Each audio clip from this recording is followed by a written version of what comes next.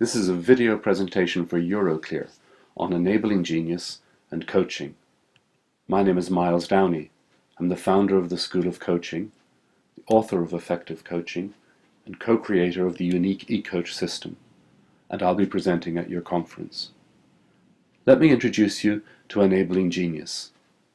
We often use the word genius to describe someone who is preternaturally talented, gifted, beyond the rest of us.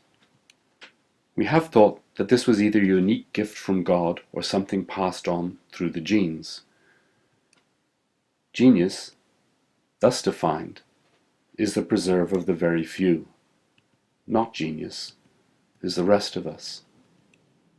However, enabling genius says that there's genius in all of us, that it's with our own gift to develop our abilities and to live fulfilling, rewarding lives.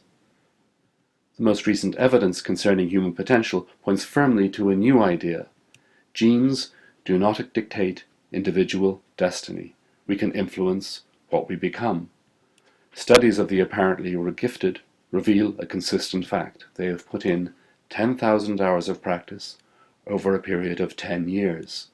Mo Farah, double Olympic gold, said memorably, "It's just hard work and grafting." There is, of course, a caveat here. This does not mean that anyone can achieve anything. Your genes and many other factors do play a part. People often ask about child prodigies.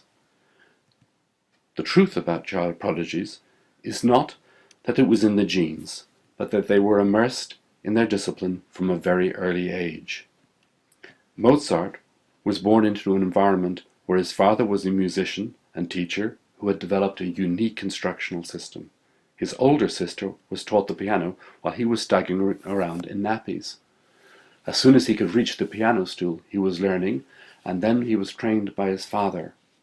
No prodigy here, merely 10,000 hours over 10 years. In addition to this myth of the gifted, there are many other factors that have undermined our view of what we as human beings are capable of. Two come easily to mind. The first is Fordism, and the second is self-doubt. Henry Ford created a breakthrough in manufacturing with the production line. That approach was adopted by others and developed to embrace, for instance, total quality management, business process re-engineering, and Six Sigma technologies, all of which have made a contribution and have a place. But the principles appropriate to inanimate things have been brought to bear on human beings. It's called Fordism. Our education systems, our performance management systems, our talent management systems are all built on models of prescription, measurement, and compliance. Take the word competencies, for instance.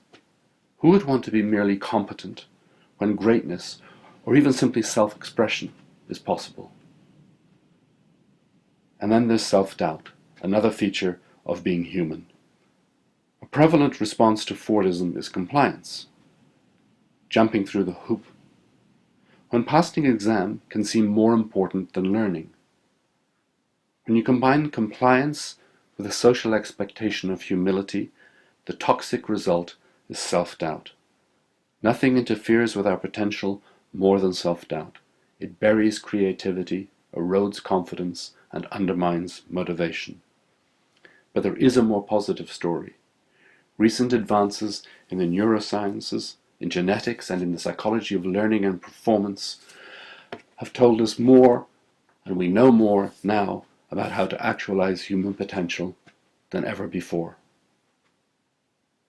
I've been invited to talk at your conference on July the 4th. My intent is to make this inspirational and practical, and I will cover what I'm calling the maxims of enabling genius. That's to say, the principles behind excellence.